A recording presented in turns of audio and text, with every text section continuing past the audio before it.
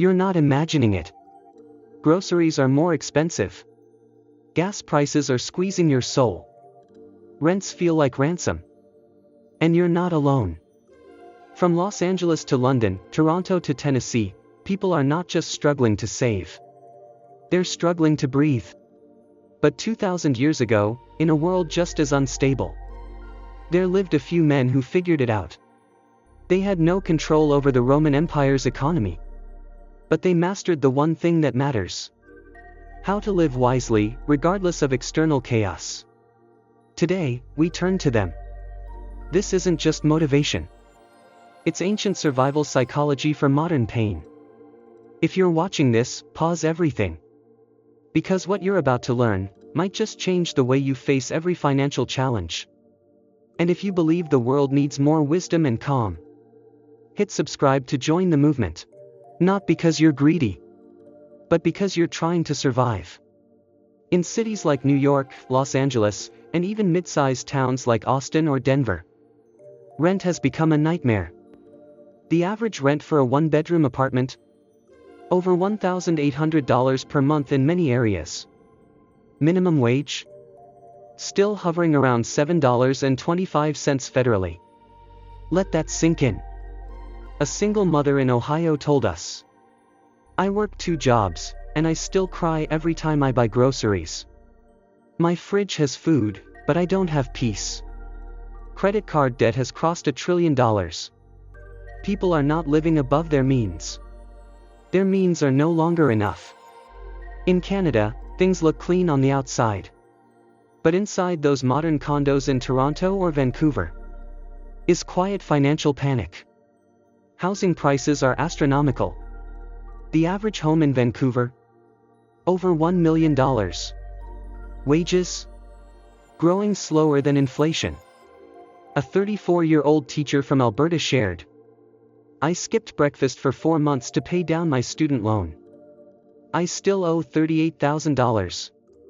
And yet, people pretend everything's fine." That's the most dangerous pressure of all, the silent suffering. Across the ocean, and in the UK, the cost of basic necessities is outpacing pay. Grocery prices up 10% year over year. Energy bills? Some have doubled. Even middle-class families are using food banks. Not because they're lazy, but because survival has become strategy. A retired couple from Birmingham told us, "We turn off our heat at night and wear 2 sweaters. It's humiliating, but we refuse to beg." The world is changing. Money has become unpredictable. But we're not powerless. Because Stoicism teaches us, you may not control the economy, but you can control how you respond to it. You can still live with dignity, even in scarcity. And if that message resonates with you, if you're tired of fear running your finances, subscribe to this channel. Not just for tips, but for peace of mind. Because in the next section, we dive deep into how Marcus Aurelius, Epictetus, and Seneca dealt with scarcity, and what their words can teach us today. Debt, anxiety, burnout, they're no longer side effects. They've become normal. But the truth is, this isn't normal. It's just become common. What if the answer to today's financial pain was found in words written 2,000 years ago? The world they lived in wasn't kind. Rome was at war. Markets collapsed. Plague spread. Political corruption was everywhere. Sound familiar? And yet, the Stoics, Marcus Aurelius, Epictetus, Seneca, remained calm. Not because they had more, but because they needed less. Born into slavery. Owned by a brutal Roman master. No money. No home. No freedom. And yet, Epictetus became one of the most powerful minds in history. He said, "Wealth consists not in having great possessions, but in having few wants." This wasn't just a quote, it was his life. He found happiness in simplicity. He focused only on what he could control. His thoughts, his reactions, his integrity. If a slave in ancient Rome could find peace in poverty, so can we. Marcus wasn't poor. He was the emperor of Rome, the most powerful man on earth. But even he wasn't spared. Plague ravaged his empire. Inflation rose. His people were angry. His generals betrayed him. And yet, in his private journal, he wrote, "You have power over your mind, not outside events. Realize this, and you will find strength." Marcus didn't escape the chaos. He moved through it, one deliberate breath at a time. His money couldn't save him from suffering. But his mindset did. Seneca was wealthy. Filthy rich by Roman standards. But he saw wealth as a tool, not a crutch. He said, "It is not the man who has too little, but the man who craves more, that is poor." Every month, Seneca would practice voluntary poverty. He'd wear rough clothes, eat stale bread, sleep on the floor. Why? To remind himself, if I lose everything, I'll still be okay. That's not weakness. That's power. Today, you may be living paycheck to paycheck. You may have debt. You may be scared to open your bills. But the Stoics teach us, you are not your bank account. Your value isn't tied to your salary. Your peace is not for sale. They believed in living with less, so they could live with more. More presence, more clarity, more inner strength. If this feels like a breath of fresh air, if you're tired of chasing more, just to feel less, subscribe to this channel. Not for luxury tips, but to build a mind that can survive anything. Because in the next section, we go into real, raw stories from people in the US who are applying this wisdom, right now. Maria works full-time as a nursing assistant. She earns $18 an hour. Her rent just went up by $300. Her daycare bill is $900 a month. She told us, "I packed 2 lunches, one for my daughter, and a granola bar for me." When asked how she copes, she said, "Every night, I sit still for 10 minutes before sleep. No phone. No TV. I breathe. It's my ritual now." That's Stoicism. Not philosophy in books, but courage in silence. Choosing presence when the world screams pressure. Dave was laid off after 14 years. No warning. No severance. He has a mortgage, 2 kids in college, and $48,000 in debt. He spiraled into anxiety, until one day, he heard a quote by Epictetus. "It's not things that upset us, but our judgment of them." He started journaling every morning. He listed what he could control, his job applications, his workouts, his attitude. And he let go of what he couldn't, the economy, rejection, fear. 6 months later, he's working again, not in the same field, but with more purpose. "The Stoics gave me back my mind," he said. "Even when I lost everything else." You might be Maria.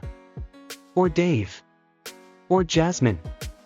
You might feel overwhelmed, tired, stretched too thin. And you're not weak for feeling that way. You're human. But as the Stoics show us, you're also stronger than your circumstances. Because while the world takes your money, you decide if it takes your peace. If this touched you, even a little, please subscribe to this channel. You're not just following a page. You're joining a family of people who are choosing clarity over chaos. Who believe that inner strength is more valuable than market trends.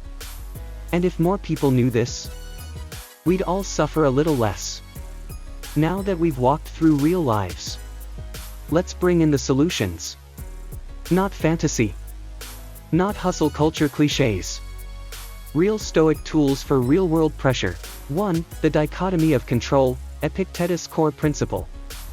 Epictetus taught that we must divide all things into 2 buckets. Things we can control. Things we can't. Your income. Maybe. Global inflation. No. Your spending habits.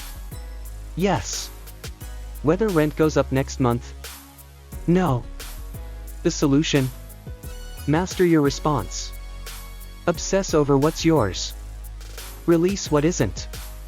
In modern life, this looks like tracking every expense, canceling emotional purchases, saying no without guilt, sleeping peacefully, even when the stock market crashes. 2. Voluntary discomfort, Seneca's antidote to fear. Every month, Seneca practiced voluntary discomfort. He would eat plain food, wear rough clothes, sleep on hard floors. Why? So that when real hardship arrived, he'd already trained for it. In your life, this means skipping luxuries intentionally, walking instead of driving, eating simply, taking cold showers. This builds financial endurance and emotional resilience. You stop fearing poverty because you've already made friends with it. 3. Daily reflection, the weapon of Marcus Aurelius. Marcus Aurelius journaled daily. In his book Meditations, he wrote only for himself, to sort through chaos with clarity. In your world, try this each night. What did I fear today that didn't deserve fear? What can I control tomorrow? What am I grateful for right now? This habit rewires the brain. You go from reacting like a victim to responding like a philosopher. 4. Amor fati, love what happens. Stoics didn't just accept fate. They loved it. Marcus wrote, "The blazing fire makes flame and brightness out of everything thrown into it." Lost your job? A chance to reinvent. Grocery bill rising? A lesson in simplicity. Your suffering doesn't define you. Your response does. These tools are timeless. And they work, not just for monks, but for you and me. If this is helping you breathe easier, even a little, please subscribe. We're building a community of warriors, not worriers. You didn't ask for this economy. You didn't cause the inflation. You're not the reason housing is unaffordable. But you are the reason you still get up. You still smile. You still try. That's not weakness. That's ancient strength, buried in your DNA. Marcus Aurelius isn't here. But you are. Epictetus didn't have a smartphone. But you do. Seneca didn't have to pay taxes in 5 countries. But the challenge is the same. And the answer is the same. Focus on what you control. Let go of the rest. Live with less. Stand tall. Because the world doesn't need more wealth. It needs more wisdom. If this video helped you, even 1%, subscribe. Not because we want numbers, but because you deserve a tribe. A digital campfire. A space where strength is quiet, but unshakable. This is the Stoic Spark. And together, we will not be crushed by the cost of living. We will rise. Subscribe. Share this with someone who's struggling. And take one deep breath before you scroll away. That's where change begins.